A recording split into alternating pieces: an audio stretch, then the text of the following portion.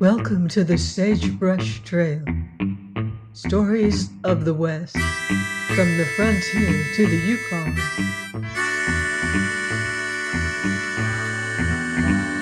I'm Mardell, reading Delilah of the Snow by Harold Binlock.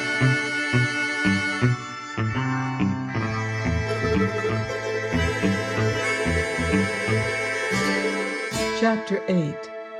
On the Trail. Darkness was settling down upon the mountains, and the chill of the snow was in the air when Hetty Ledger and Ingleby sat beside a crackling fire. Down in the great gorge beneath them, the white mists were streaming athwart the climbing pines, and no sound broke the deep stillness but the restless stamping of the tethered pack horses and the soft splash of falling water. Hetty had a brown blanket rolled about her, and there were hard red blotches where the mosquitoes had left their virus on the hand she laid upon it. Ledger lay not far away, and his face was swollen, but Ingleby had escaped almost scatheless, as some men seemed to do, from the onslaughts of the buzzing legions which had pursued them through the swampy hollows. A blackened kettle, a spider, as a frying pan is usually termed in that country, and a few plates of indurated fiber lay about the fire, for the last meal of the day was over, and it had been as frugal as anyone who had not undertaken 12 hours' toil in that vivifying air would probably have found it unappetizing. Where resinous wood was plentiful, Ingleby could make a fire, but he could not catch a trout or shoot a deer. Indeed, a man unaccustomed to the bush usually finds it astonishingly difficult even to see one, and provisions were worth a ransom in the auriferous wilderness into which they were pushing their way. They had spent several weeks in it now, traveling where the trail was unusually good, 8 to 12 miles a day, though there were occasions when they made less than half the distance with infinite difficulty. And Hetty alone knew what that journey had cost her. The white peaks that gleamed ethereally high up in the blue crystal lakes, and the endless ranks of climbing pines scarcely appealed to her as she floundered through tangled undergrowth and 10-foot fern, or stumbled amidst the boulders beside the thundering rivers. She had lain awake shivering, with the ill-packed fir twigs galling her weary body, high up on a great hill's shoulders, and fared Spartanly on a morsel of unsavory salt pork and a handful of flour, while Ingleby set his lips now and then, and when he saw the little forced smile in her jaded face, it was no great consolation to reflect that other women in that country had borne as much and more. "Walter," she said, "you and Tom are very quiet. I expect you're tired." Ingleby smiled, though his heart smote him as he saw the weariness in her eyes. "I certainly am," he said. "Still, we can't be half as worn out as you are. You were limping all afternoon." "If I was, it was only the boot that hurt me," said Hetty. "All those loose stones and gravel made it worse, you see. How many miles have we come today?" "I feel that it must have been 40, but you shall have a rest tomorrow, and you don't look as comfortable as you ought to now. Would you mind standing up a minute?" Hetty rose, hiding the effort it cost her, and when he had shaken up the cedar twigs into a softer cushion, sank gratefully down on them. Then she turned her face aside, that he might not see the little flush that crept into it as he gravely tucked the coarse brown blanket around her. "Now," he said, "I think that ought to be a good deal nicer. You're too patient, Hetty, and I'm almost afraid we don't take enough care of you." The girl saw his face in the firelight and sighed as she noticed the gentleness in it. She knew exactly how far his concern for her went. Ledger noticed it, but his shrewdness failed him now and then. "He will make somebody a good husband by and by," he said. "She will have a good deal to thank you for, Hetty." Ingleby smiled with an absence of embarrassment, which had its significance for one of the party. "Well, there are, after all, a good many advantages attached to being a single man, and I shall probably have to be content with them," he said. "Of course," said Hetty softly. "It is no use crying for the moon." "What do you mean by that?" "Nothing in particular," and Hetty glanced reflectively at the fire. "Still, I don't think you would be content with any girl likely to look at you, and most of us would like to have a good deal more than we ever get."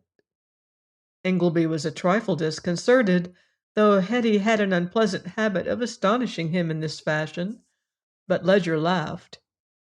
"It probably wouldn't be good for us to have it, at least that is the orthodox view, and after all, one can always do without." "Of course," said Hetty with a curious little inflection in her voice. "Still, it is a little hard now and then, isn't it, Walter?" "Is there any special reason why you should ask me?" Hetty appeared reflective. "Perhaps there isn't. I really don't know. Do you hear a sound in the valley, Tom?" They listened, and a beat of hoofs came out of the sliding mist below. For the last week they had met nobody upon the trail, but now several men and horses were apparently scrambling up the hillside, for they could hear the gravel rattling away beneath them. The sound grew louder, and at last a man called to them. "Lead that beast of yours out of the trail," he said. Ingleby glanced at his comrade, but the voice was English and had a little imperious ring in it, and Ledger smiled. "There is no doubt where that man comes from, but I scarcely think there's any great need of haste," he said. "Do you mean to keep us waiting?" The voice rose again sharply. "It's some of your slouching prospectors, Major. Get down and cut that beast's tether, trooper."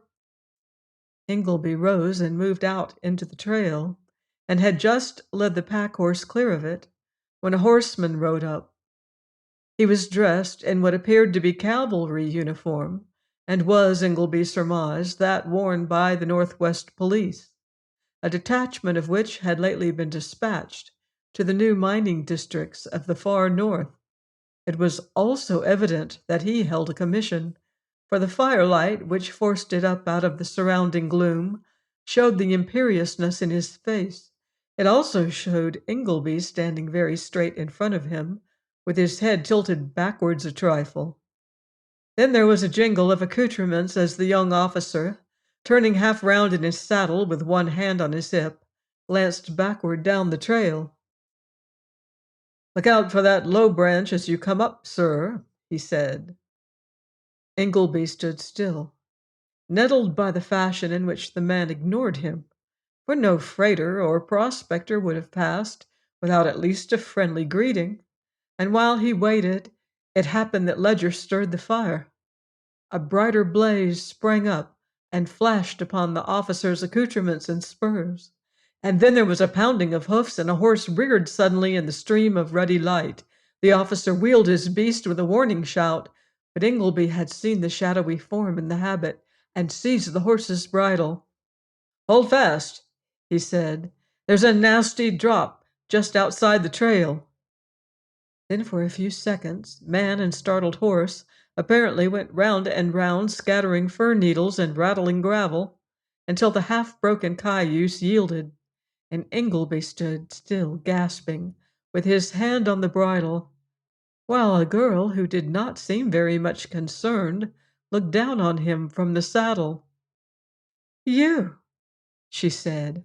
"I fancied the voice was familiar. So, you are going to the mines after all."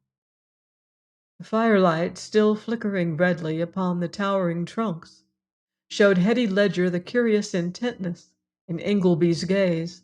Then, having done enough to disturb her peace of mind for that night at least, it sank a trifle as two more men rode out of the shadow. The officer turned to Ingleby. Have you no more sense than to build your fire right beside the trail?" he asked. Ingleby quietly turned his back on him and patted the still trembling horse. "I hope you were not frightened, Miss Colthurst," he said. Grace smiled at him, but before she could speak, the young officer pushed his horse a few paces nearer Ingleby. "I asked you a question," he said. Ingleby glanced at him over his shoulder. "Yes," he said dryly, "I believe you did." He turned his head again, and Hetty, sitting unseen in the shadow, failed to see his face as he looked up at the girl whose bridle he held. She could, however, see the young officer glancing down at him, apparently with astonishment as well as anger, and the police trooper behind sitting woodenly still with a broad grin on his face, until a burly man appeared suddenly in the sinking light. Then Grace Colthurst laughed. "Will you be good enough to ride on, Reggie? I told you my opinion of this horse," she said. "Father, I really think you ought to thank Mr. Ingleby." Major Colthurst turned suddenly in his saddle. "Ingleby?" he said. "Very much obliged to you, I'm sure. I have a fancy I've seen you before." "I once had the pleasure of handing you a cup of tea at a tennis match at Holtcar." Colthurst laughed. "Yes," he said. "I remember it now, especially as it was remarkably hot, and I would a good deal sooner have had a whiskey and soda. Still, I've seen you somewhere since then, haven't I?" "Yes, sir," said Ingleby dryly, "on a Sunday afternoon at Willowdene." Colthurst laughed again good humoredly. "Of course, I remember that too, though I hope you've grown out of your fondness for taking liberties with other people's property. That kind of thing is still less tolerated in this country. In the meanwhile, we have a good way to go before we camp. Once more, I'm much obliged to you." He touched his horse with the spur, and when he and the troopers melted into the night, Ingleby turned, with one hand closed a trifle viciously, towards the fire. "Major Colthurst is human anyway, but the other fellow's insolence made me long to pull him off his horse," he said. "Is there, after all, any essential difference between an officer of the Northwest Police and a mineral claim prospector?" "One can't help admitting that in some respects there seems to be a good deal," said Ledger dryly. "Still, I should scarcely fancy the Canadian ones are likely to be so unpleasantly sensible of it. The gentleman in question was apparently born in England." "Where else would you expect a man of his kind to come from?" And Ingleby kicked a smoldering brand back into the fire. "I fancied we had left that languid superciliousness behind us. It's galling to run up against it again here." "My uncle's spirit in these stones," said Ledger. "Still, aren't you getting a little too old now to run a tilt against the defects of the national character? One feels more sure of doing it effectively when he's younger." Ingleby laughed, for his ill humor seldom lasted long. "I suppose nobody can help being an ass now and then, and after all, the best protest is the sure and silent kick, when people who treat you like one unnecessarily add to your burden. Anyway, that trooper's grin was soothing. It suggested that there was a good deal of human nature under his uniform. I was looking at the officer man and scarcely noticed him. It occurred to me that the attitude you complain of probably runs in the family." "I can't say I understand you." "Well," said Ledger reflectively, "I can't help a fancy that we once met somebody very like him on another occasion when we both lost our temper." "At Willowdene?" "Exactly," said Ledger. "You can think it over. I'll wash the plates at the creek and get some water."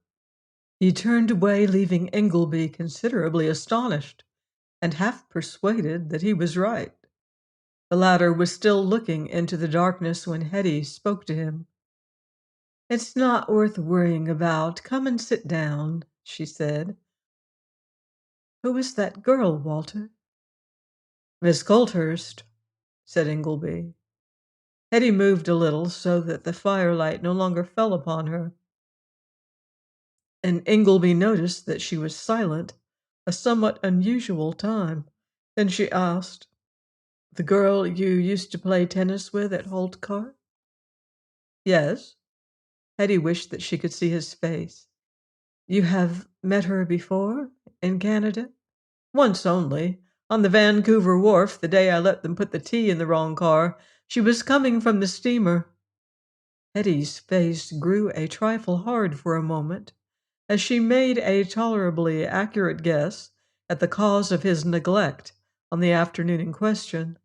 Then, with a sudden change of mood, she laid her hand gently on his arm. "Don't you think it would have been better for everybody if she had stayed in England, Walter?" "I expect it would have been better for Tom and you. If I had remembered what my business on the wharf was, I should never have brought all this upon you." Hetty's hand closed almost sharply on his arm. "No," she said, "I don't mean that. You see, I was really glad to get away from the boarding house." "You assured me you liked it once," said Ingleby. "Well, perhaps I did, but we needn't go into that. I was thinking of you just now." Ingleby would not pretend to misunderstand her. He felt it would probably be useless, for Hetty, he knew, could be persistent. "Men get rich in this country now and then," he said. "It would at least be something to work and hope for." He could not see Hetty's face, but he noticed that there was a faint suggestion of strain in her voice. "Do you think she would ever be happy with you, even if you found a gold mine?" she said. "What do you mean, Hetty?" And Ingleby turned towards her suddenly with a flush in his face. "I only want to save you trouble. Don't you think when a girl of that kind found out how much there was that she had been accustomed to think necessary and that you knew nothing about, she might remember the difference between herself and you?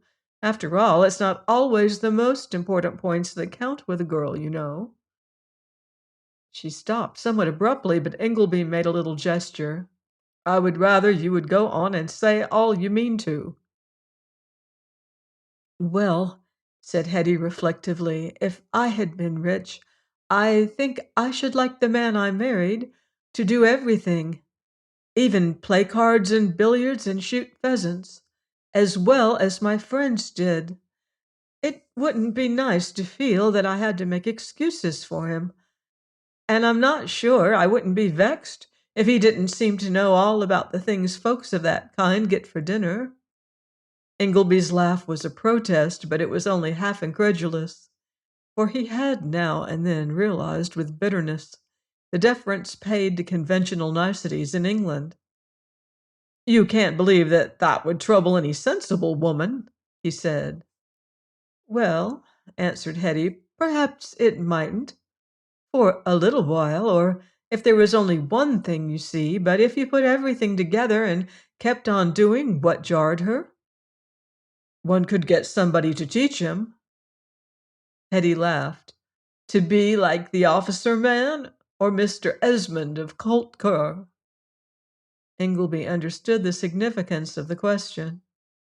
The little conventional customs might be acquired, but the constant jarring of opinion and absence of comprehending sympathy or a common point of view was, he realized, quite a different thing. Still, though there was concern in his face, he had the hope of youth in him. There was a silence for a moment or two, and then Hetty spoke again. "Besides," she said, "after all, aren't gold mines a little hard to find?" Just then Ledger made his appearance, somewhat to Ingleby's relief, and 10 minutes later Hetty retired to the tent, while the men, rolling themselves in their blankets, lay down upon the cedar twigs beside the fire. One of them, however, did not sleep as well as usual, and Ledger noticed that his sister appeared a little languid when she rose in the morning. They were weary still, and it was afternoon when they once more pushed on into the wilderness, along the climbing trail that had for guideposts empty provision cans. Join me next week on the Sagebrush Trail for more Western adventure in Delilah of the Snows by Harold Binloss.